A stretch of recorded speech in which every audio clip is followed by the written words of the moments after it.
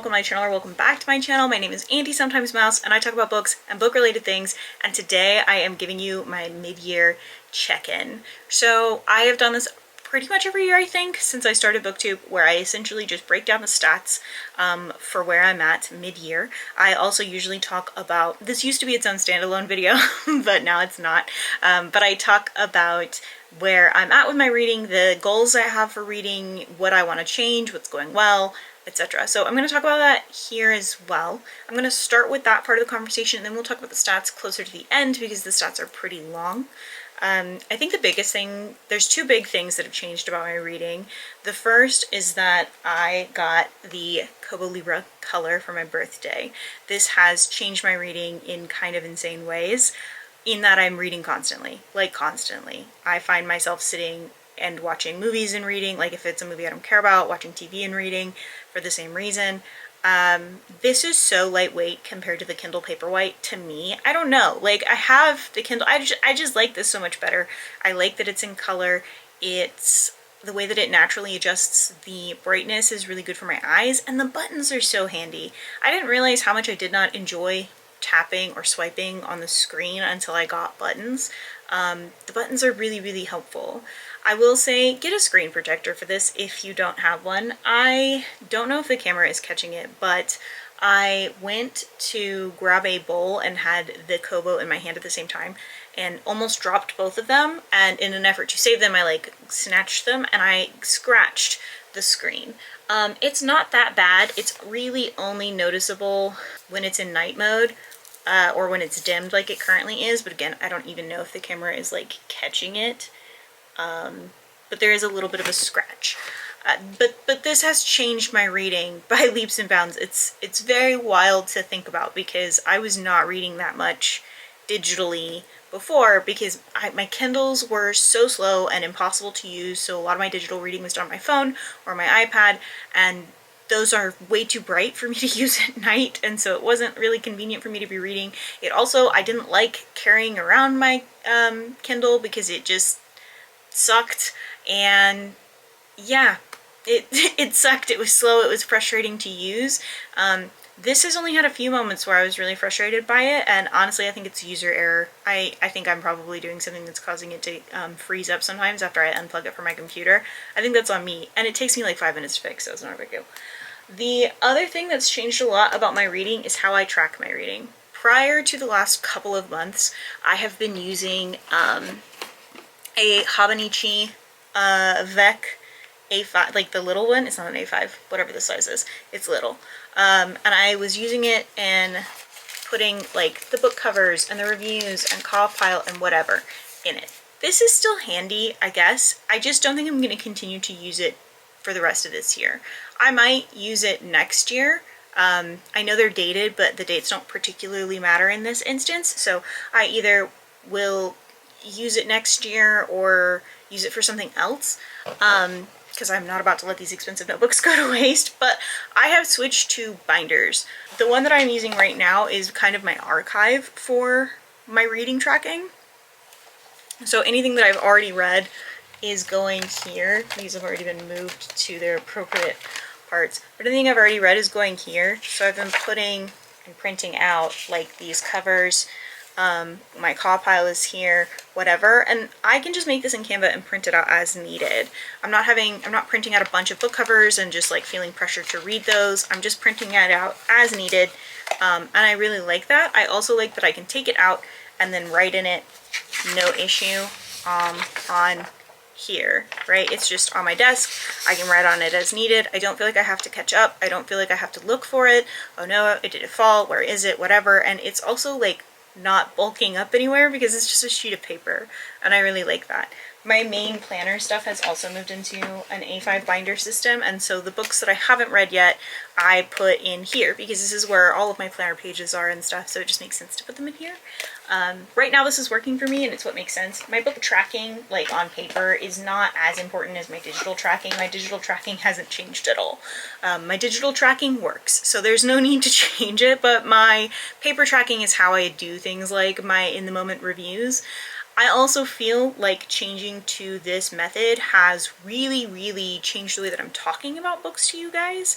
I think that I'm able to give a little bit more in-depth, not necessarily reviews, but like explain more thoroughly what I liked and didn't like, because I have the piece of paper right here, and so I am able to comment on it more accurately to how I felt about it because the paper is sitting right here, right? So I think that that is, you know, one of two things that's really changed and been really helpful, I feel, I don't know, about my reading. Everything else though is pretty much the same. I've done a really good job of reading every genre every month, adding classics in. So I had 3 kind of goals this year for sure for my reading, and it was to read every genre every month, one of every genre every month. This was largely for the book blanket because so many times in previous years the book blanket ends up inundated with one singular color because I stick to fantasy and horror most of the time. But also last year my reviews were pretty high, like consistently 4 and 5 stars. And so I realized, okay, it's time now for me to branch out of the genres that I know I like and read some things I don't know I like. Maybe I'll find a romance novel that is my new favorite novel, or maybe I'll find a contemporary novel that changes my life. I don't know, but maybe. So it's been really interesting to see how that has shifted some of my reading. It's made me pick up a lot of things I wasn't going to pick up originally.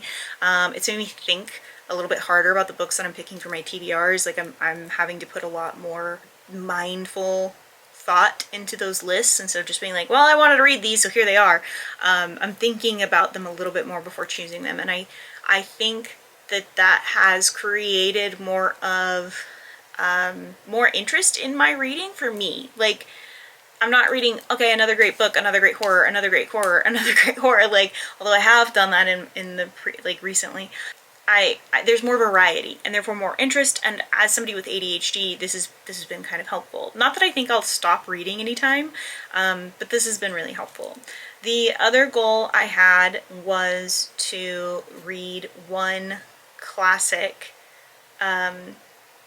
every other month. So not every single month, but every other month, because I know myself and I know that I could not read one every month. I think I would burn out heavily on it. But every other month. And this has been really helpful. This has been really good. It's challenged my reading. It's made me find things I really enjoy. It's made me understand why I maybe didn't like something in high school that I might have read before.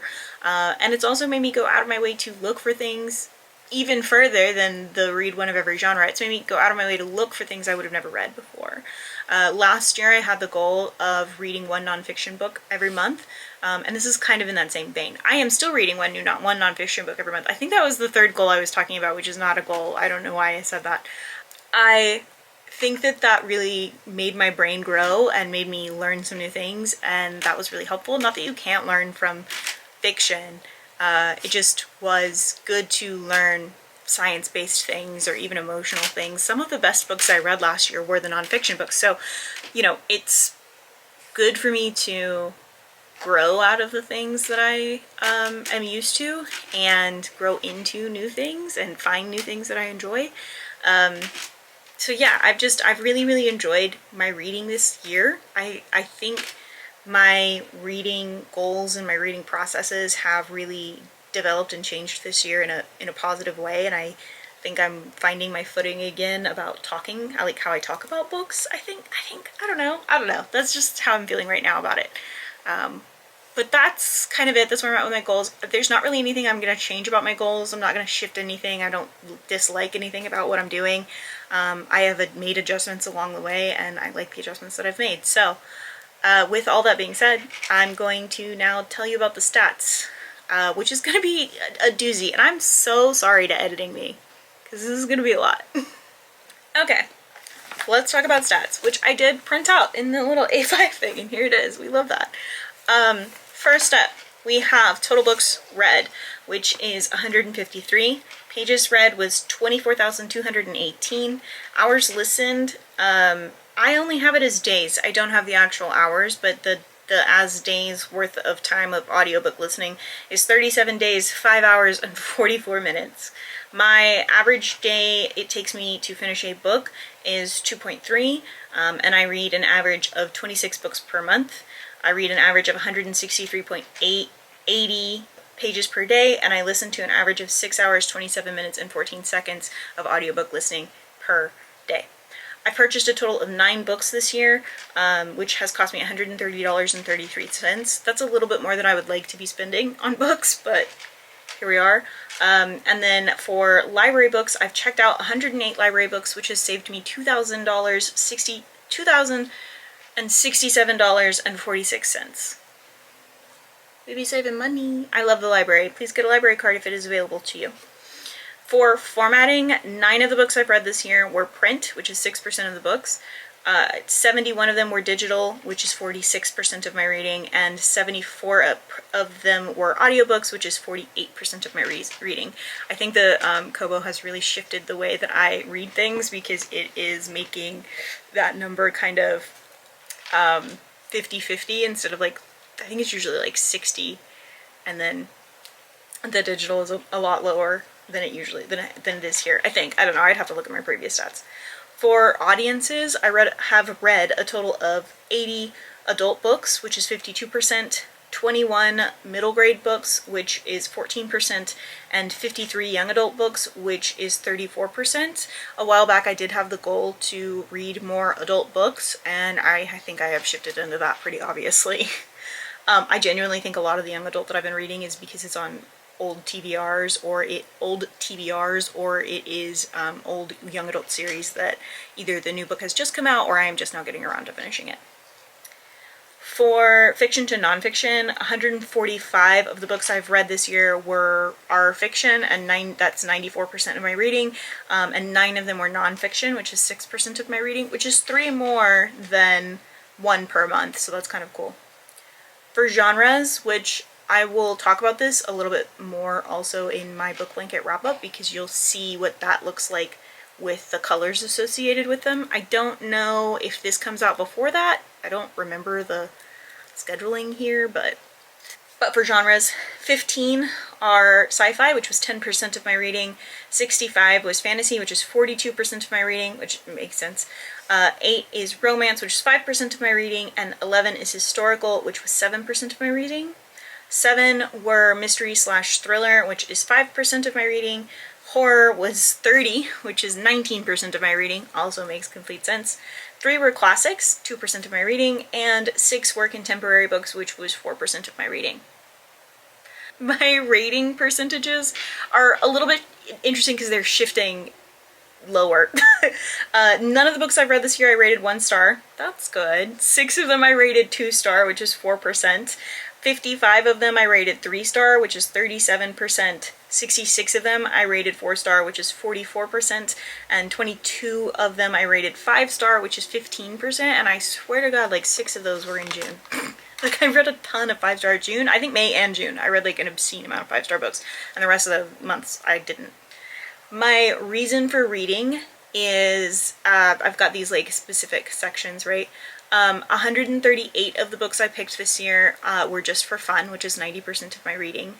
2 of them were for personal development, which is 1% of my reading. 13 of them were for a readathon, which was 8% of my reading, and can be confirmed by CLEARURSHT that just ended. 1 of them was for book club, which was 1% of my reading. Book club is meeting today, actually, and I hope we pick another book, because we haven't picked another book like at all this year. We've just been reading Bunny by Mona Awad. For the years that these books were published, which I think is an interesting stat. Not everybody likes this stat, but I think it's interesting. So 11 of the books I read were published between 1901 and 1990, making up 7%. Between 1991 and 2000, I have 2 books, which is 1%. 2001 to 2010, I have 9 books, which is 6%. 2011 through to 2015, I have 4, which is 3%. 2016 to 2021, I have 40, which is 26%. And 2022 to 2026, I have 88, which is 57%. If you're wondering why 2026 is on there, it's because of when I used to get advanced reader copies. Some of them wouldn't come out until the next year, and so that stat is just still there from before. For the book formats, so like prose, novella, short story collection, etc., 128 of them were prose, which is 72%. I know what I like, okay? 5 of them were novellas, which was 3%. One of them was a short story collection, which was 1%. And 20 of them were graphic novels, which is 11%. And I bet you they were all those fucking witch graphic novels that I'm so glad that I'm done with. And then my books for each month, like how many books I read in each month. I read 28 books in January, making up 18% of my reading, 22 books in February, making up 14% of my reading, 27% in 27 in March, making up 18% of my reading, 23 in April, making up 15% of my reading, 26 in May, making up 17% of my reading, which was kind of surprising because I don't usually read a lot in May, and then 30 in June, making up 20% of my reading, which that tracks. I don't know why I read so much in June, but I did. And that's the stats for so far, for 2025 so far. You know, we have 6 more months left. I will be interested to see how many books I end up reading and what that's gonna look like. Like just in general, am I gonna get over 300 books? Am I gonna be less than 300 books? Am I going to hit an obscene number again like I did one year? I don't know. We will see. I hope not, because people weren't nice to me about it, but we will see. But that's my mid-year stats. If there's anything about my mid-year stats that you would like to know more information on in my end-of-the-year stats, please let me know in the comments down below. I do take notes on these things so that I can improve my videos as the years go by. So like if there's any information that I can give you that I might be tracking already, let me know. And if I'm not tracking it already, I might be willing to adjust. Just let me know. I really do enjoy these videos and I really enjoy the stats, so it's, I don't know, it's a lot of fun for me. This was a longer one though, so I'm going to wrap it up here. If you liked this video, don't forget to like and subscribe and share, and please let me know in the comments down below what you liked, or just an interesting fun fact. I don't know. Tell me something I don't already know, you know? If you didn't enjoy this video, let me know how I can make it better for you, as long as it's something that I can actually change. Yeah, I post videos every Tuesdays and Thursdays at 10 a.m. Central Standard Time every single week, except for the first full week of the month. So I will see you on Thursday. Don't forget to take your meds, drink your water, and do something today to take care of yourselves. Okay, thanks, bye.